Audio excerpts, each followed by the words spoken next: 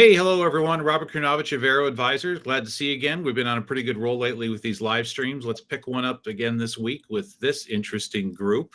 Actually, why don't we go around real quick and let's do some real quick intros. Carrie?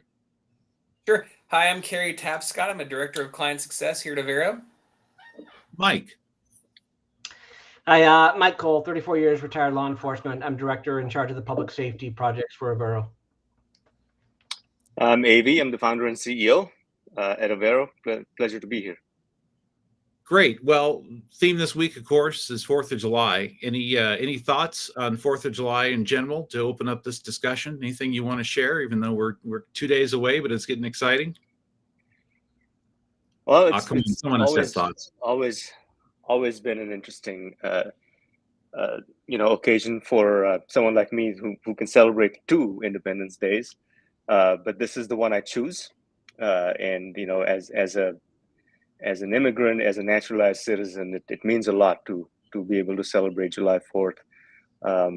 It's quite sentimental. I make it a point to put up my flag out there and celebrate, and then of course the fireworks and the hot dogs and the beer, right? So it's a very important day for our nation.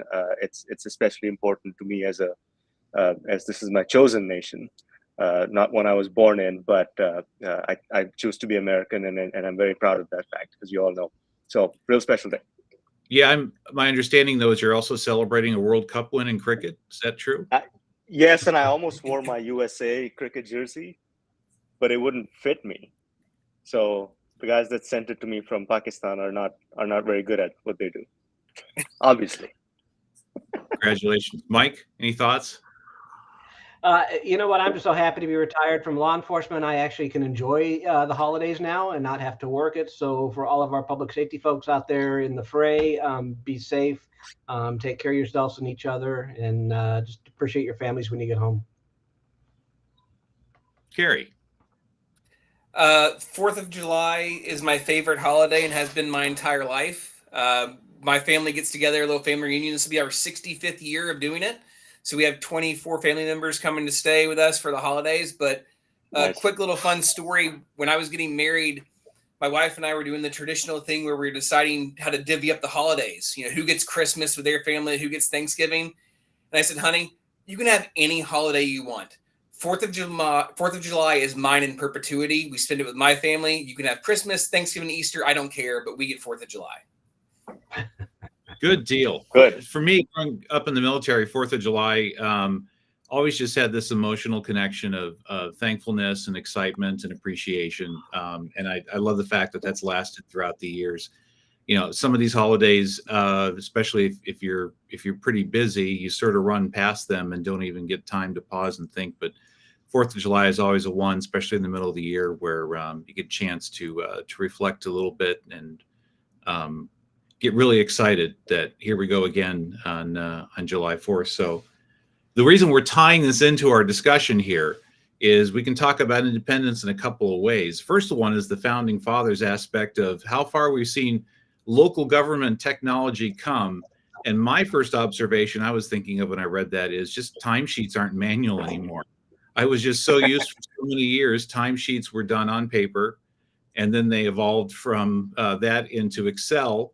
But then even then, people were filling them out in Excel, printing them out, putting them in an interoffice mail and sending them over to payroll, and then payroll would still manually enter them though. So public sector technologies come a long way, especially with the pandemic, which is where the biggest change I saw.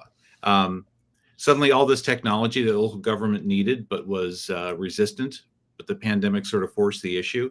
They finally came to the realization that a lot of this is actually affordable and adoptable. And clients took a big jump 5 years ago or 4 years ago in fast forwarding their technology into the modern century. It was pretty rough before that, but I think we've come a long way just in these past 4 or 5 years. Yeah. What was it like, Mike, in 1776? I'm kidding. You know, I was just thinking when you talk about technology and public safety, and you know, I started in 1989, and the new technology that we had that was really whiz bang cool. We actually had radios on our hips. not just in the car. And it was the size of a Volkswagen, and it had a whip antenna that went up above your head so everybody could find you in a crowd. But it worked. When I started, we still had red lights on buildings that they used to light up to tell you there's a call for service. Go find a payphone, and we all carried rolls of quarters because there were no cell phones back then. So when I started, the transformative technology that was going to change public safety was email. It was going to change the way we did business, and I think now we would all agree we're looking for a way to reduce the impact of email on our businesses. But probably the first real transformative technology for us that I experienced was cell phones. Being in the Rodney King era, cell phones were transformative in the way we did business. We couldn't get out of the car without red lights all over the place, filming everything that we did. Yeah, Carrie, talk about the sort of what's the private sector has finally bled over into local gov, and there was that fear for a long time that all those solutions were just not affordable, but those walls have really been torn down recently, or torn down. Yeah, in the past few years, there's been a lot of great sharing of technology from private sector back into the public sector. And I think a big thing is that for years, the public sector kind of stood by to watch to see what was going to happen and how the private sector could utilize technology to drive efficiency. I'm a big proponent of using technology to make your life more efficient, whether it be from integrating smart things at home to maximizing AI usage across organizations. And while there's still some hesitancy with AI, and I don't blame them, there's still a lot to figure out, but letting the private sector be the test bed for the public sector to observe and see what will work for them and how they can integrate it inside their municipalities. I think that sharing has really, like you said, started to accelerate with the pandemic. And hopefully it'll keep, getting more and more used widespread throughout municipalities. Yeah, AI is a great point. AV, I know with your recent experience and looking at that, where is local government in terms of ready to adopt AI? Because it seems like the appetite is there, but they're just now sort of wrapping their heads around what that can do for them. Yeah, and thanks for directing that at me, because I'm speaking at ICMA this fall in Pittsburgh on practical applications of AI in the public sector. And if you're in Pittsburgh in September, please come to that session. It's going to be fascinating. I think there's a spectrum, right? There are naturally early adopters of AI, early adopters of any technology, like bigger cities that are, Kansas City has done a lot in terms of adopting new technologies. Brian Platt, who was on our podcast, is the city manager there. And Baltimore's doing a lot of things. My buddy, Berkey Attila, he's the director of HR at Baltimore. They're doing a lot of things on AI, but it's not one thing that everyone's doing, right? Everyone is taking on a different flavor of AI in their own municipalities. And then there are clients that are completely against the notion, right? We've been in some demos recently where anything AI has been like holy water and crosses, and we don't want to talk about this in this room because our legal department has said we can't talk about it, or IT says we can't touch it. So there's a wide spectrum, and it's still the Wild West as far as AI goes. This is how I liken it, right? AI is like we've just discovered oil, and people are trying to figure out what to do with it, right? Mike, again, what was it like when oil was discovered? I'm kidding, man. But some people may have tried to eat it. Some tried to put it on their head and sell it as medicine. And then there were people that said, "Wait a minute, we can make the internal combustion engine. We can make roads for these cars that we're building now." And lots of industries came around. So it's like the gold rush too. Where's the money to be made? Is it in the gold, or is it in selling Levi's and selling shovels? So AI is quite fascinating. I don't think there's one direction that has been picked. There's a lot of experts. I'm not one of them, but there's a lot of experts that claim to know where this is going. I think the key is going to be how can it be made most practical, most quickly to our local government friends, either through embedding AI into ERP systems, which we're seeing, like we've seen some recent demos and product roadmaps where it's been, things like reporting, ad hoc information that an executive might need is being made available to you without having to ask for it. I think that's going to be the first practical application. Kyler just posted a great question about what about data privacy issues with AI in government, and I think that is likely the most precarious in law enforcement. So, Mike, talk about the perception that there is where AI automatically gets associated with facial recognition or predictive analytics in a way that a lot of organizations are like, wait a minute, that is not a topic we want to approach with adopting new technology, is items like facial recognition and privacy concerns. So there's almost this idea of let's just throw out AI for now, or let's just wait and see how this develops, or wait for the political storm to blow over about data privacy. Sure. I mean, obviously, in law enforcement, we have a lot of other concerns that aren't involved in other areas, organizations that are issues, how we're going to utilize technology, how it's going to impact constituencies, our population at large. And I think you're right. It really depends on how we define artificial intelligence or machine learning. There's different levels. Everybody jumps right to that facial recognition. They're going to run my face. They're going to get my driver's license. They're going to check me for warrants. They're going to send the police to my house. And there's a lot of different levels. We've seen a lot of advancements in technology that just do that, like you were talking about ERP, it aids. It doesn't do the work for you. It doesn't involve privacy issues. When we started license plate readers in law enforcement, the big concern was police are going to be tracking you everywhere you go. They're going to have maps of your patterns of movement, and those are going to be available to everybody. And it's just not really the case. The big concern with, I think, law enforcement is sometimes we're a little hesitant to tell people about the technologies because we're afraid how it's going to be accepted or looked at by the populace, and that's a bad position for us. We've seen that many times before. If we don't get out ahead of it and tell people this is where we're heading, this is what we're doing, this is how it's going to be used, these are the use policies that we'll share with you, people will assume the worst if they find out on their own what you're doing. So I think key for us is explaining that technology, being upfront, being transparent, and then having the use policies, and then making sure that there's audit processes that, again, are transparent, so we can prove that we're using it the way we said we're using it. We're not using it the way that we said we're not going to use it, and just build that partnership and that trust with the community before that technology is implemented. We've seen a lot of agencies that implement different technologies that their public finds out about, and once they do, they assume the worst. There's public outrage, and they have to pull all the technology because they weren't upfront about it in the first place. Yeah, this is a great topic to bring Carrie in on, because you have a background in dealing with technology in legal environments. How's that data privacy concern handled, and what assurance is there with that technology that a lot of this is being protected and properly handled? Sure, and there's many different facets to this. One can be just general data storage. Where is your data being stored? Is it being stored on site here in the U.S.? Do they have co-locations across the world that are under jurisdiction from different laws? They have things in Europe that might fall under GDPR, the General Domestic Privacy Regulations. Are there things in California where they have CCPA and now the California Consumer Privacy Act that have different laws and regulations around that data? It's still at the corporate level. The vast majority of corporations want their data to be kept on site in the United States. I don't blame them for that. There's no, it's hard to monitor data centers around the world and make sure people aren't taking screenshots of files and folders that might contain private health information or bank account numbers. It's calculating the level of risk that individuals and corporations are most secure with, and figuring out what they're okay living with and what they're not.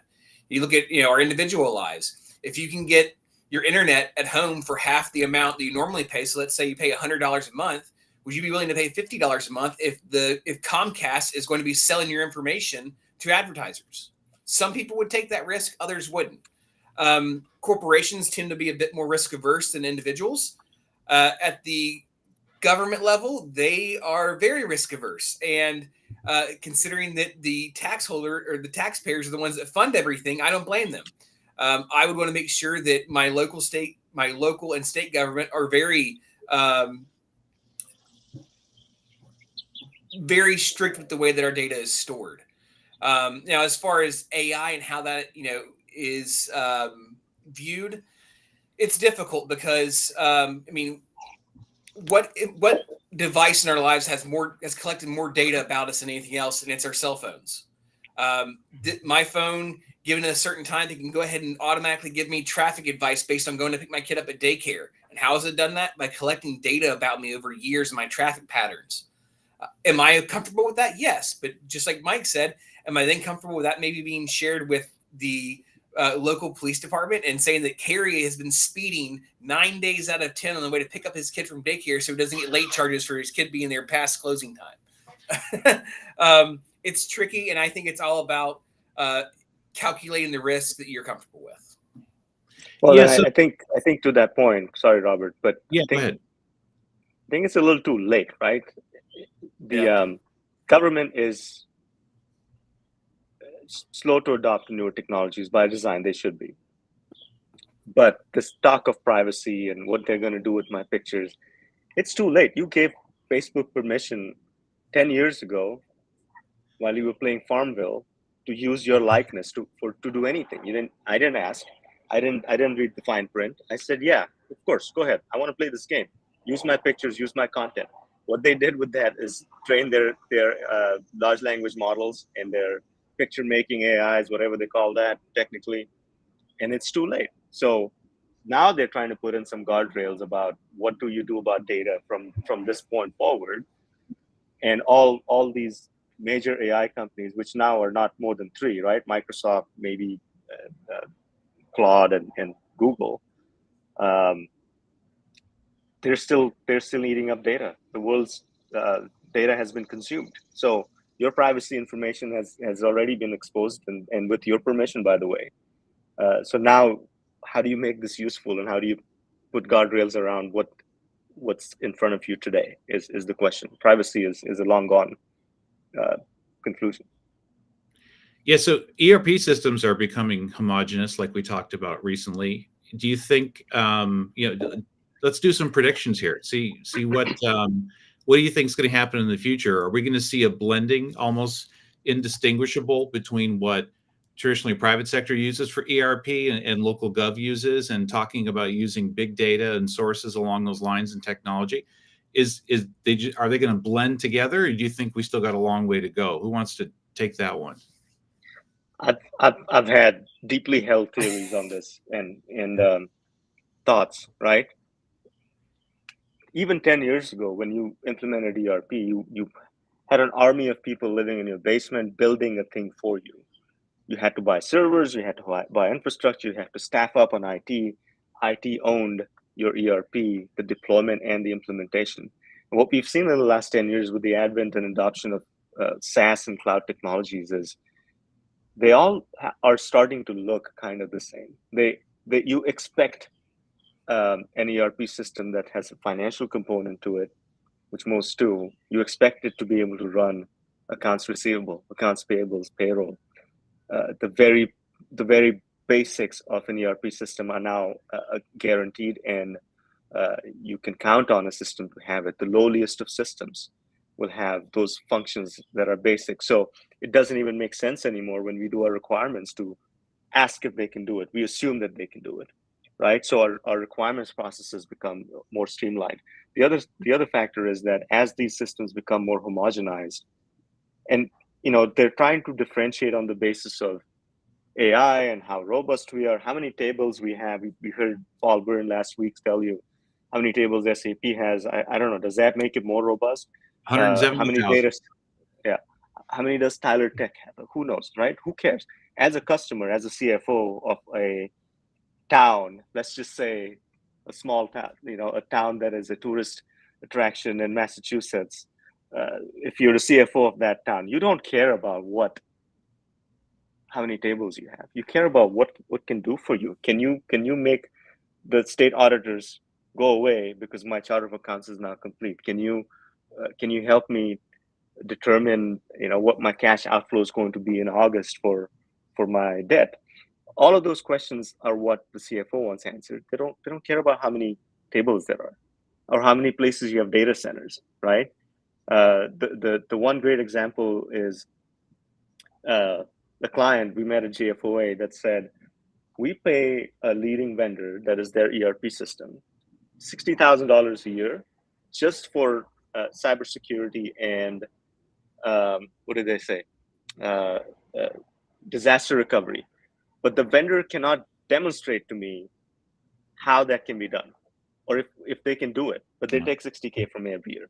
So what it's going to come down to, and it is coming down to, as we go to more conferences, you see more disgruntled clients that come to our booth and say, this is why I'm shopping around, because these people don't answer my phone calls. So it's going to come down to customer service, the implementation experience, the negotiation experience, and how good the people on the other side are, just as human beings, because your systems are going to be commodities. They are commodities.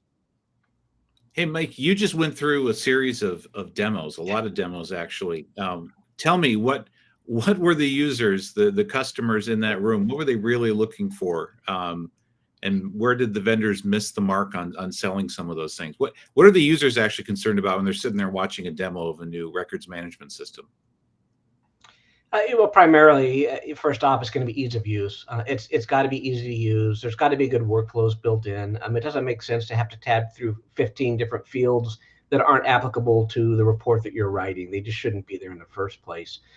So ease of use, workflow, and then we saw some platforms that were built for cloud infrastructure, that were optimized for cloud usage, and we saw some vendors that had taken an older product based on like an MSP product and just moved that square peg into that round cloud hole and just said, yes, it's a cloud-based architecture, but it's really not. You took an old architecture and you forced it in the cloud and didn't optimize it.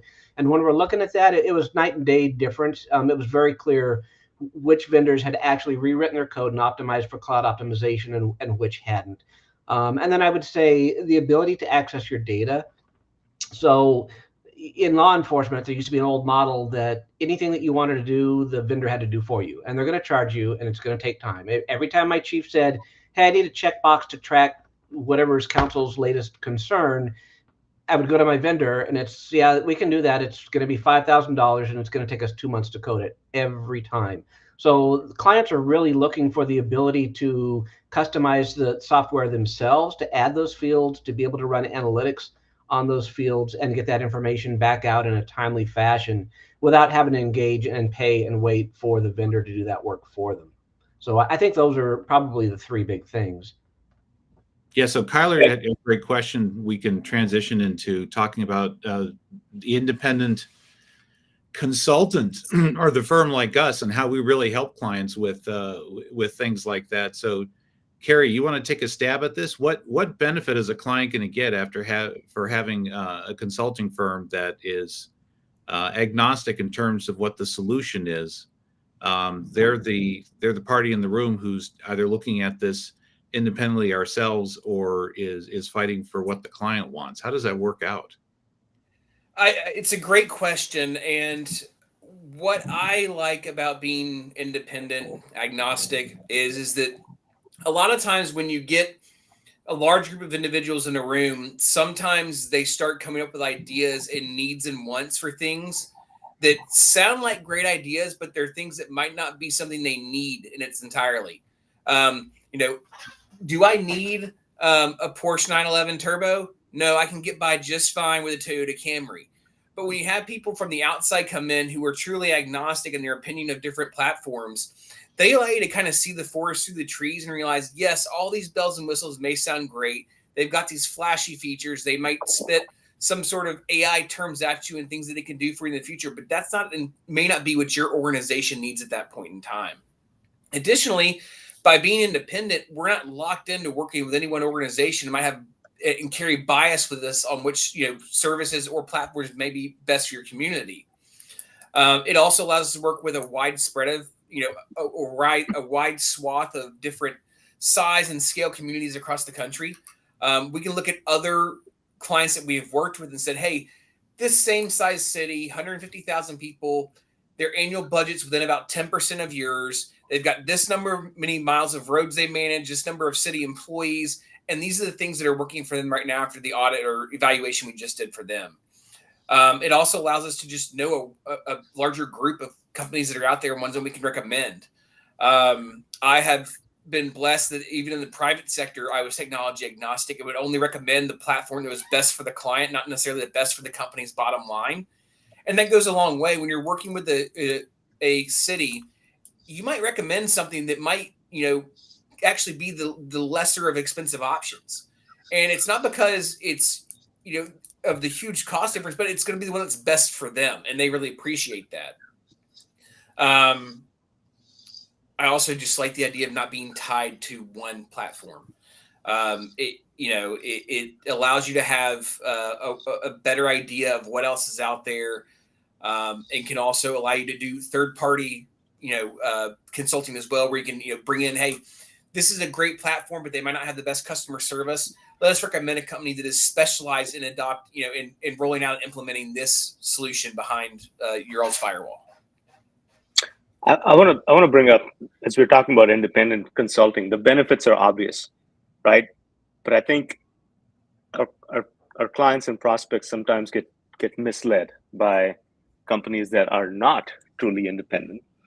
So what does that mean, right? In GovTech, in the field that we operate in, we have like 3 or 4 true competitors, and there's really at this point maybe 10 true competitors in the ERP software market, right? There's the big guys, Workdays, Oracles, SAPs. Then you have the up and coming OpenGov, GovSense, Tyler Tech's always been around, Central Square. And we just released a top 10 list of vendors. By the way, that list is our opinion, and it changes quite frequently based on how we're seeing these vendors operate in the market, where they're going, how they're treating our customers. So it's our list. So anyway, we made a list of those vendors. So when it comes to independence, there's a statistic. One of our competitors, and there's not many, right? There's Plant Moran, there's Berry Dunn, Soft Resources. There's one of them that has a statistic of steering 90% of their clients to Tyler Tech.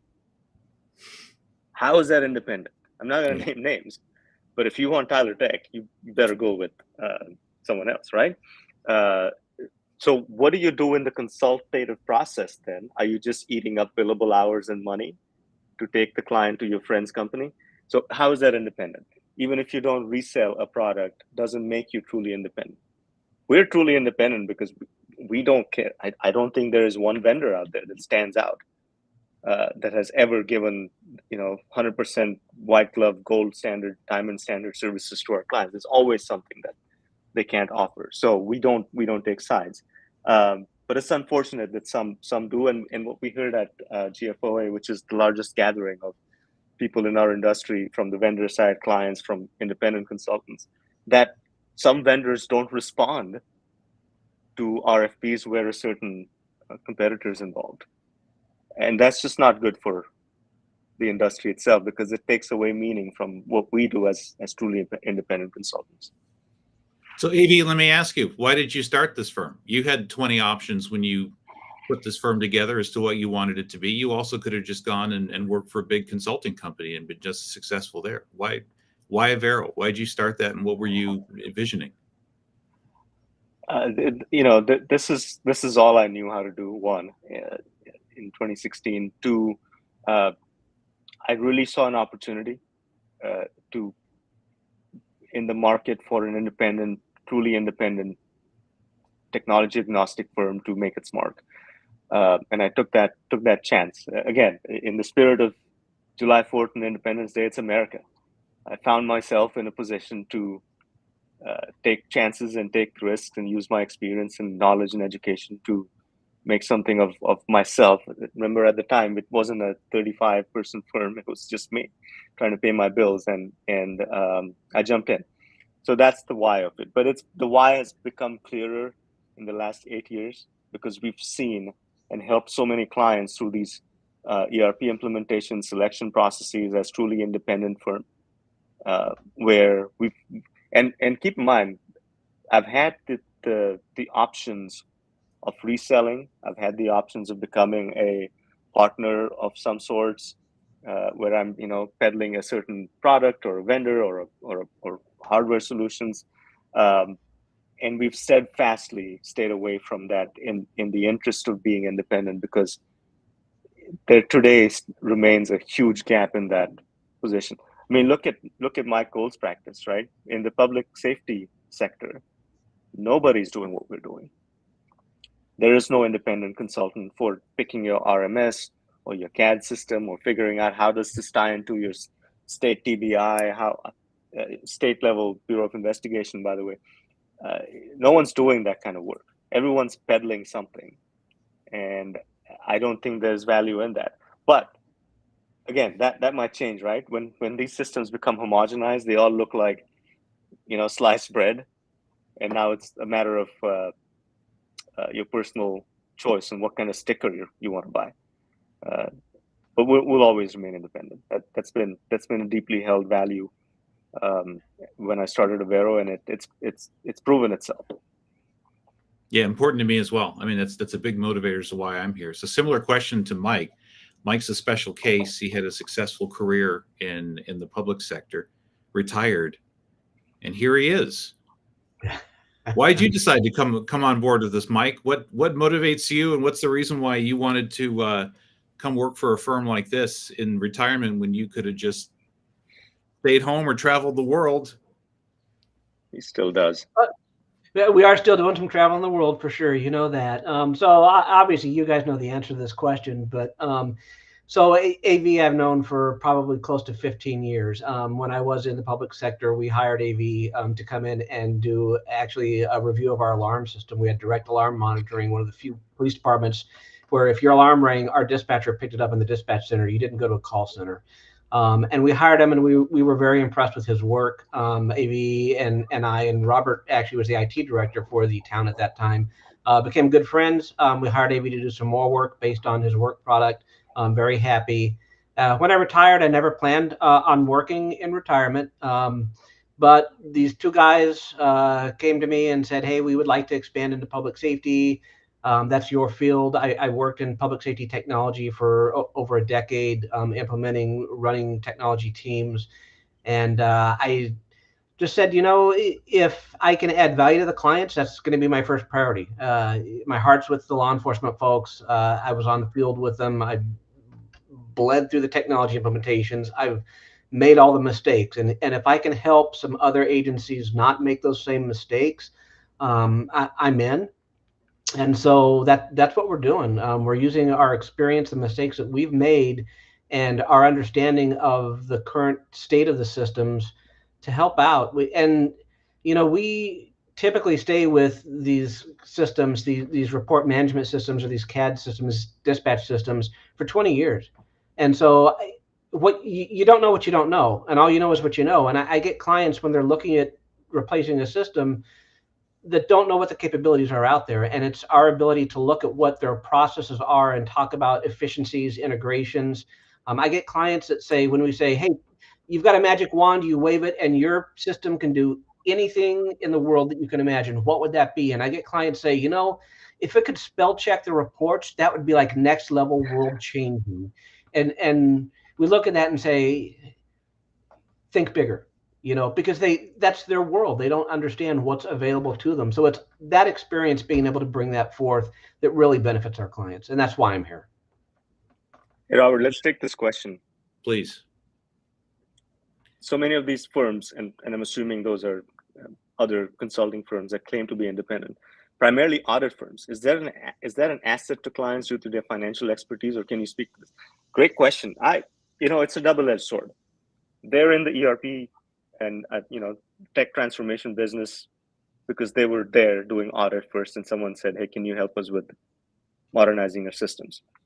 They're not technology first. They're not business process first. They're not outcomes based. And like I said, some of them tend to be biased.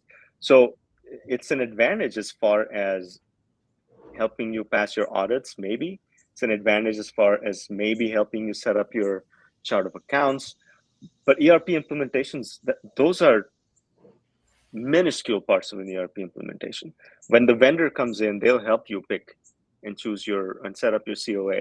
They'll help you redesign your processes so you have internal controls. You don't need a CPA to do that. And more often than not, a CFO is leading the charge on the client's end.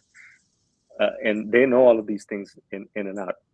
What's an independent consultant's audit-focused CPA going to do for you, right? And again, because of their biases, they might shove something down your throat that not necessarily is good for you. So some benefits, not many. What you need is a company that's focused on ERP implementations and selections, and not doing this business as we also do ERP consulting, but primarily our 3,000 employees do audits and compliance testing. Doesn't impress me. Yeah, Carrie, how critical is selecting the right ERP system for a CFO? No small decision, right? No, and it directly impacts their bottom line, their day-to-day operational capabilities. I just had a meeting last week with a town here in East Tennessee, and we met with their signs department, who's in charge of all the signs that around citywide. And just hearing the process and how they're trying to utilize their current ERP system to manage that. 56,000 signs across a city, and try and keep track of which ones are aging out, which ones were damaged with an accident. It's critical to the daily operations, and it's very important to the CFO or COO even of a city to make sure that things are integrated well and working properly. It can directly impact their the way they're looked at in their organization. Yeah, Carrie, talk a little more about maybe how those transformations have evolved, right? I mean, it's interesting offset in my mind that ERP systems are a different character now than they were 10 or 20 years ago. It's just as challenging of a selection probably, but it's different than it was years ago. It used to be a CFO and maybe 2 or 3 trusted people would do the entire system selection. Just based upon that, and certainly there wasn't the vast availability of information. And CFOs live in a siloed world traditionally, right? So they just made the selection the best that they possibly could, whether you used a consulting firm like us or not. It's different today. I don't want to say less complicated, but it's just a different landscape, and it's a more nuanced decision, I think. It is, and I think it's so difficult because you've got these capital expenditures, right? And you're looking at 6-7 figure easily for some of these implementations, and you want to make sure you can spread out the cost of that across your entire city. But you don't just want to try and disrupt an entire department's operational capabilities because, well, we've paid for this and now you have to use it. It's making sure you've got the right people in the rooms, and that really doing some of the things we do for our clients on the front end. That discovery work on the front end to find out who can actually utilize these tools, who needs it, what needs to be updated, and then also taking a more from a CFO perspective, where are current contracts with the platforms we're using now, and how many of those can we look at terming out based on the new ERP system we're bringing in? Are we going to be double dipping by paying for our new ERP system and this HR solution, or can the ERP system handle both things? So there's a lot of front end work that goes into it, and trying to find out, your current contract situation, what this new system can handle, what it can't handle, what legacy environments do we need to keep on to renew those contracts. It's a very in-depth process. I don't envy the role they have at all, just because it involves so many moving parts. And I don't know, maybe AV, Mike, Robert, you all can speak to this, but at any given time, how many different vendors does the city have a contract with as far as solutions go? 50, 100? Yeah, and to tie into the concept of independence, which independence implies the ability to have a choice and a selection. Right. A lot of consulting firms still stick to one specific formula for a way to get you there. Avero is taking a variety of approaches that best fits the client. You want to get that on the street and get this procured as quickly as possible. There's a really good path for doing that. If you want to have some process improvements along the way, or you're a new CFO and you're like, diving into the requirements is a great way for me to figure out what's going on in this new finance department. I want to take this a little slower and really dig into these options. Clients have that option. In fact, they really should exercise that option as well as to what's going to work best for them. There's a political factor involved with it too. Sometimes you've got a year to make this decision. Other times you've got 3 months, and the next year's budget is coming up quickly, and you got to get some costs into there. Hey, question. What does independent or independence mean to you in the context of consulting? I mean, Well, for we me, it's talked about it slightly. Yeah, what is it? Yeah, advocate for a client, which is my favorite thing to do. It's again, it's one of the reasons why I'm here is because I get to work with my clients and work with them to find what is going to be successful for them, and not just try and shoehorn or back them into an ERP system. Because as I talked about recently on another live, some clients are like, anything's got to be better than what I've got. Just give me a system. Hence the reason why there's multiple options there. Yeah, sometimes the best route is let's get you to a new system quickly and make sure that it's a correct system for you, but we're not going to spend a lot of time diving into details that are not really a factor right now. Just the ability to advocate for clients is my favorite thing. That's why I like doing this. That's why this is my kind of consulting firm. Well, and it's not theoretic. It's not academic, right? It should be this way, but it is this way. And you saw that at GFOA. Again, it's most recent in my head. We had a booth across from a leading vendor. Next to us was a leading vendor. And we have a friend of the firm, Brian Turbett, Sheriff Turbett from Nantucket. He would go talk to each vendor and come back and ask us questions based on what he just heard. Is that true? Is this true? These guys are telling me this. You're saying this. What's true? And that's our position. We want that, right? That is a great spot to be vis-a-vis our clients, prospects, whoever is in the industry. Avero wants to be that firm, those people that people come to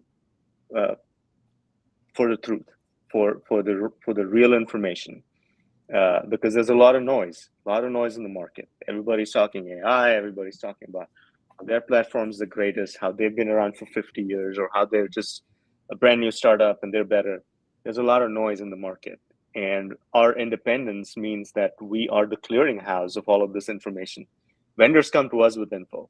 They give us their latest and greatest pitches, show us all of their products, show us their roadmaps, where they're going.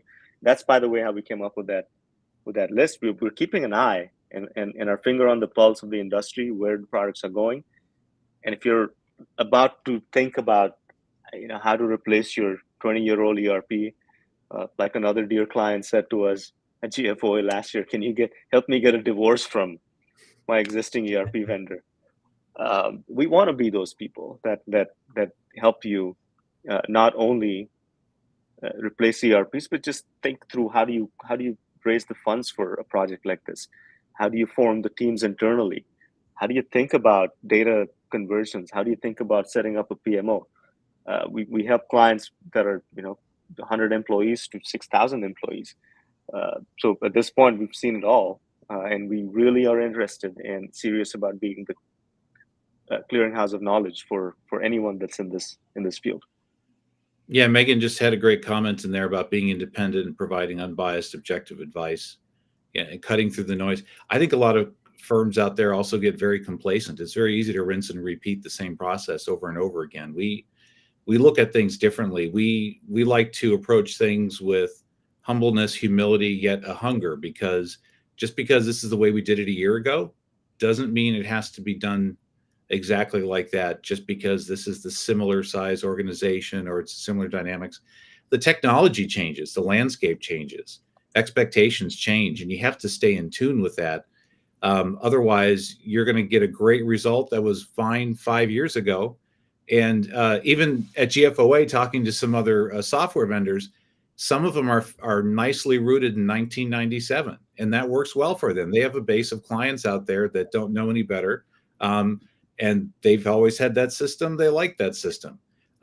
They found their little niche in the market, and they're okay with doing that. But it's evolving too quickly in other areas. You have to really think outside the box on that. And that's not just for clients. That's for us as well. We constantly have to innovate and improve and look for new solutions. Well, it's not a bad thing, right? If it works for you, if you've got the infrastructure and the support from the vendor and in-house to run a 30-year-old system that works for you, that keeps your people happy as employees, that provides the right kind of transparency to the public, that's providing you the outcomes that you need. That's where it falls apart. It's not necessarily that the system is old. We have nothing against old systems. The required outcomes, the vision for CFOs, for city managers is changing.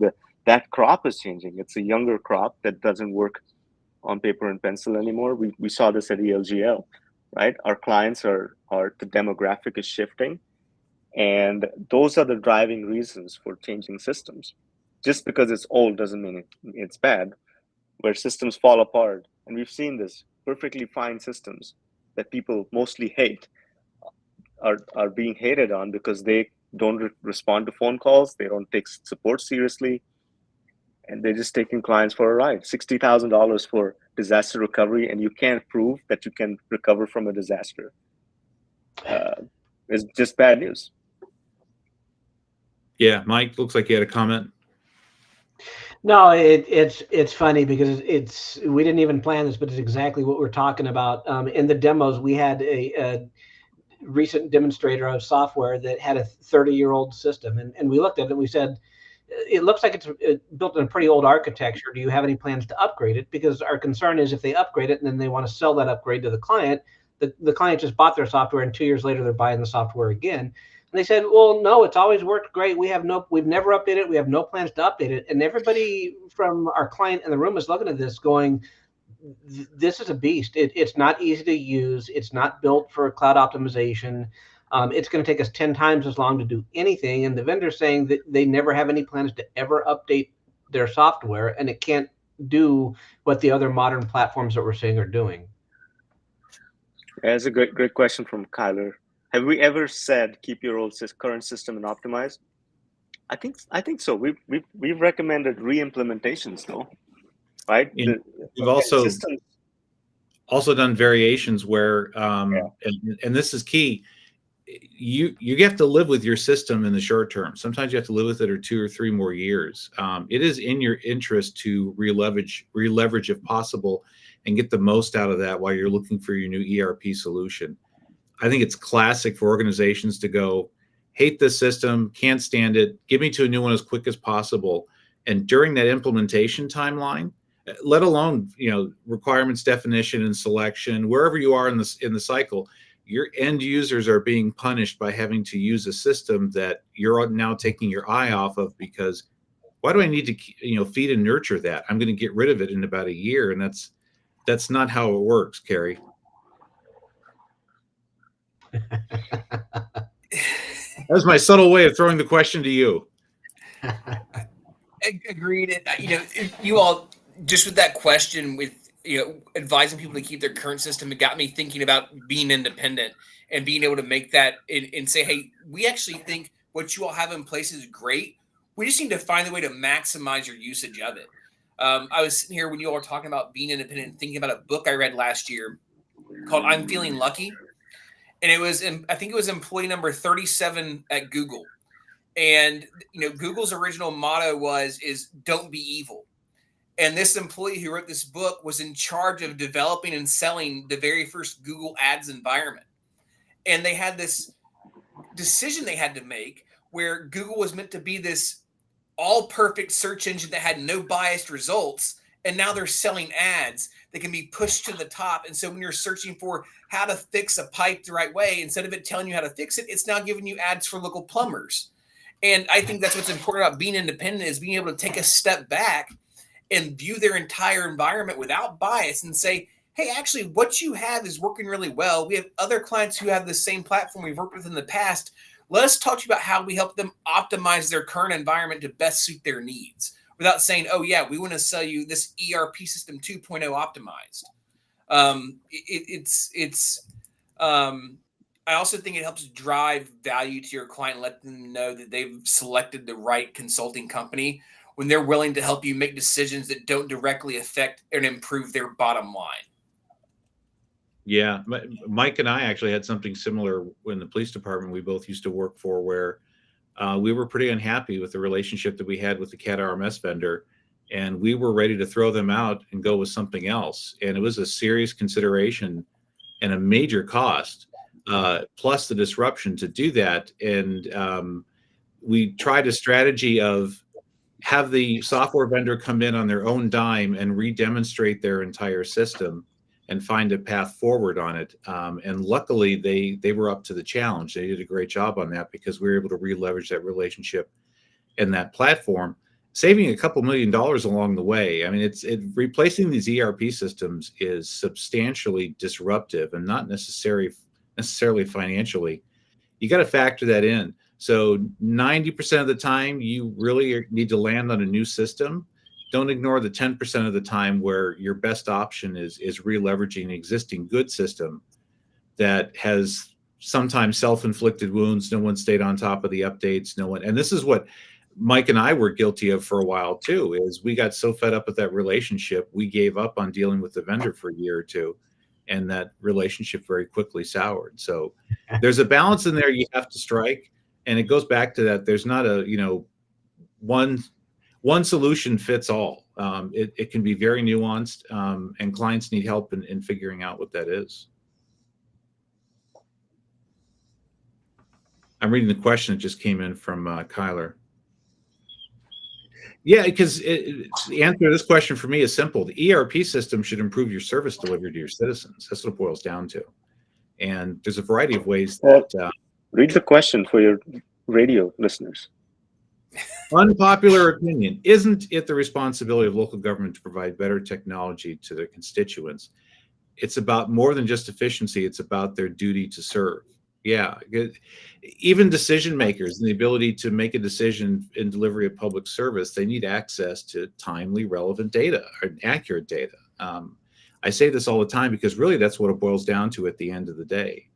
It's very easy to look at a process and go, you know what, great process improvement, but who does this really benefit? If it doesn't benefit the mission of the organization and the service delivery, you likely need to be spending your efforts in other areas. And that can sometimes be unpopular with folks internally because they just want a better way of doing things. And that's good, but you can't let that cloud your overall decision of, am I making a good solution that's actually going to enhance my service delivery?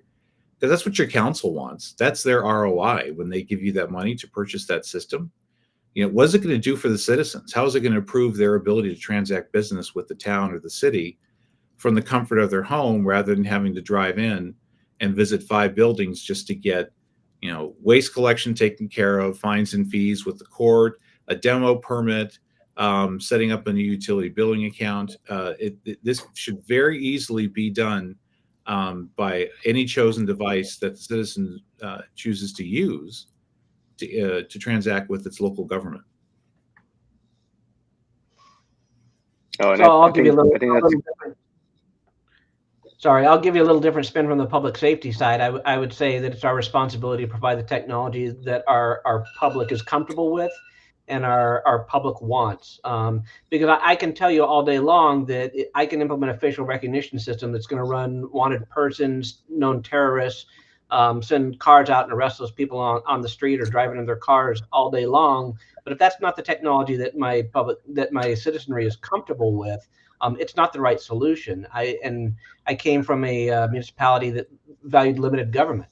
So I could have the latest, greatest technology implemented all over the city, but if that means more government intrusion on their rights, they're not going to be for it whatsoever. So I think there is a balance to that. I think, yes, the best technology at the most economical use of the tax dollars, but also is comfortable with.